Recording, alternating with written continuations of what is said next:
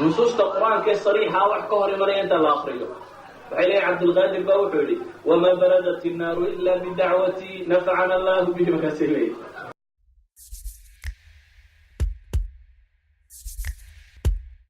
مفاهيم الأمة سيدا وقلدنتي وحي قادي حد آدو ليتا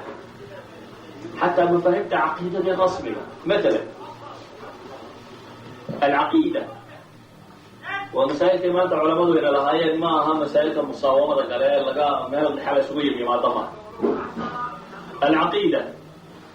مثلا قضية الاستغاثة هل كجهل بومدة وقاسية. الشيخ الزنداني باوحو تسال العبحين يقول واحد عضو يري انقف مثلا الشيخ عبد القادر الجيلاني عالم مسلم ووقت يسير الله يبيري يضيبه لكن عامض السحب يواليكسد يضدك شقيسته سيدا بنا يواليكسد وحي قاسيان إني وحي إلهي وقبل شرين يوم نسبيان ساق لو تنوح الله يا وين يضدك ساق بريان القادر وضدك دبينه لي بريضة الله بريا إني قاسيسد حدا هذا غريبا لكن حتى هذه اللوجيكس كعادية دتك استعمال لهاي واحد قرن كرتا إني واحد كي يفهم لهاي وايو قفك بني آدم في قرم وحيارة ما كنت مغلا يدك مثل انت هكا فريسته هذا صور برجه يا رب سيدنا كاس كتاب فتوقف فيك هكا استاغو ومغضي شعل وغير محاضرة أما هذا التمرين تجوبه وكان قاعد يستعجل طويلة. خلاص لا عنده ونوال والمسكحة لو جيت شو مرة قادمة صعيدا ما وكو هذا دكتور هيقف فينا اللغة هذا فهمي كور هذا أنت هكا يستعجل هذا أحمد أبو اللبن هكا أول تواضع أما عالم كلام مسلم وشوجا من هبلايو واللغة الصومالية تلاقوا هذا هو الصومالي يقول تواضع كور dadku maxay ku qaadan lahayd weli inaad nin waalanto maskaxda loogaga jiro ko waxay isweydiinta leh sheekh cabdilqaadir aljilaani raximahullah cali muslima uu geeyay dadkii dunida ku feersanaayo dhan baa soo dhawaaqaya hadda kuwa la jooga maaha maxabaysiisa ku yara dhawey meelahaas hal caalam kullu baa laga soo dhawaaqaya jilaani oo baa dadkii wadalay وكو ثانيا جيلاني مركو نورا يمثل لغو يقان يسويدين نبي جيلاني مركو نورا يو حيقا هاي ودريد كل شوقي يمثل لغو يقان حلقينا اللغة العربية كان عالما بالفقه الشافعي والحنبلي مدرسة بكل هجر بغداد عالم مسلم واحد أيها لكن يمثل لغو يقان يسويدين حلقينا باللغة كان هدوية قريب الفارسية لو حقا كيان ويعراض وحقا حضا هذا باتشتين هذه اللغة كانت شرطين من الفارسية وحكيان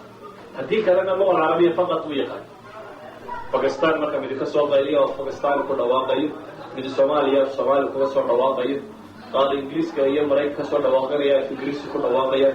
جيلاني قول مولى فهم يا وحرارة وامد كلاي جيلاني مركو الدولي دا تشوغي مسحق فضل ويقان كي ضيارة فشنا وبلاي جيلان وكي دارو والله قال لي جيلان وكي بدأ كجري جيلان وكي عرفت واي جيل مسحق فيقان شوف والله ويانا يعني هو قضايا أهد ريا بصمان في أمد هالبكاء إلهي نوح عليه سبحانه وتعالى يولج الليل في النهار ويولج النهار في الليل وسخر الشمس والقمر كل يجري لأجل مسمى ذلكم الله ربكم له الملك والذين تدعون من دونه ما يملكون من قطمير إلهي نوح عليه سبحانه وتعالى إلهي بهبيت يوم مالك اسكطا كل هذيك قضية كل ما أنت قضية عدعان يضيحن يوحن إلهي بيدين سخيرا وصابح يوم إدارات كودا مرجية كل يجري لأجل مصمم وحاصل أنه وحي سعون يعني لا وقت قوانه إلهي وقلت ليت قيام صاع قوة ذلكم الله ربكم بإلهي وكاس باء ربي باء لله سبحانه وتعالى كاس باء اللهنا وربنا له الملك إساقا أيام بغطوية إسكالوه إليه حليه والذين تدعون من دونه ما يملكون من تطوير كورا بريا سارو طمي نبا إلهي بسكوة الضوء شيناني يوحونا بإسراعي ما يملكون من تطمير تطمير ما هنتا تطمير كما طبعا lafta timirtu saddex xuboo yaryar bay leedahay xubka sare ku wareegsan iyo mid halka jeexan kaga jira iyo dhibicda yar hadda bay leedahay mid kaga jira saddexda xub midna naqeer baa la yidhaha midna fatiil baa la yidhaha midna qitmiir baa la yidhaha saddexda mara qur-aanka ku soo arooray oo ilaah ku tilmaamay kuwaas baa ilaahay yidhi qitmiir ma hantaan xoogkaa yara laftimeedna in leeg ma hantaan baa ilahay yidhi subxaana wa tacaala ko in tadcuuhum laa yasmacuu ducaa'akum baa ilahay yidhi haddaa u yeedhaan yeedhmadiina maqliba maaya haddaa maanta o dhan u yeedhaan idinma maqlayaan baa ilahay yidhi walaw samicuu hadday idin maqlaanna baa ilahay yidhi ma stajaabuu lakum idinma yaaleen waxba idinmay tareen xataa hadday idin maqlaanna awooddaa ma laho waxba ma hantaan waayo wadaadkan aad leedahay wiil sii isma intu adduunka joogo dhan inuu wiil dhalaabu ilaahay ka baryaa laga yaabo haddana ilahay markaasuu leeyay wa yawma alqiyaamati yakfuruuna bishirkikum walaa yunabi'uka mithlu khabiir waxay leenahay caqliga caadigaaba xataa diidan macquul maa laakiin jahligii ummaddu wuxuu gaadhay xad aan la sifayn karin xad caamada waxaa loo akriyo manaaqibka yare cabdilqaadir jilaani midkiina ma akriyo manaaqibkii soomaaliya bacda laga akriyo jiro qof akriya ma leeyahy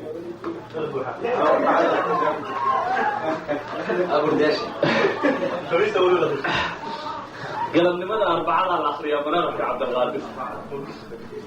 maxaa la akriyaa dhowr qaybood baa loo qaybiy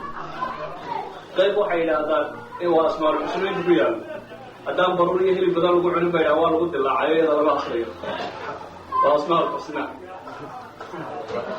qaybta la akriyo ee lagu celceliyo dadkaa fadhiisto oo sheekha akrinaya dadkuna nafacana allahu bihi bay ka daba yidhahda axkaamaha ilahu nagu anfac bay dadku leeyihi maxaa dadka alla ku anfacayaa la akrinaya weli ma dhegaysateen waxaa laysku leeyay nafacana allahu bihi nusuusta qur-aankaee sariixa wax ka hor imanaya inta la akriyo waxay leeyihin cabdilqaadir baa wuxuu yidhi wamaa baradat innaaru ila bidacwati nafacana allahu bihi markaasay leeyihi wamaa baradat nebi ibraahim buu ka warramaya nebi ibraahim dabkaba lagagama baktin aniga baryadaydii buu leeyay mooyaane nebi ibraahim dabka maxaa lagaga bakti ilaahay baa leeya faqulnaa yaa naaru kunii bardan wasalaaman calaa ibraahim cabdilqaadir goor buu noola nin nebi maxamed ka dambeeyey qarnigii shanaada hijiriyadu noola sacaga maa nebi ibraahimna goormo abulambiyaa bu isnaa cabdilqaadir xagguu nebi ibraahim kusoo arkay markaa ugu dacweynay waxay ku odhan doonaan ruuxdiisaa noolay macaalim ruuxdu inta aan dadka la gelin ruuxdu ma meel ay jirto ay wax ka sheegtaabaa maqashay xaggaa idinku joogta ruuxdiiba waa la wadaya markaasaa caamaduna leedahay nafacana allahu bi maxaa la akrinaya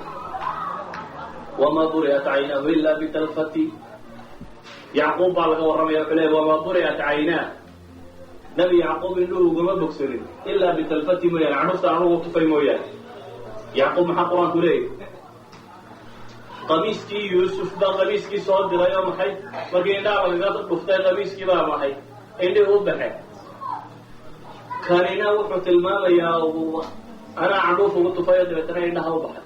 markaasee bulshaduna leedahay nafacana la maxaa laydinku afacalo waxaa laydinku afacalo maa waxa la akrinaya yacni jahligii ummadda wuxuu ka gaadhay xad aan gayru macquula idan waxay leedahay mushkilat lumma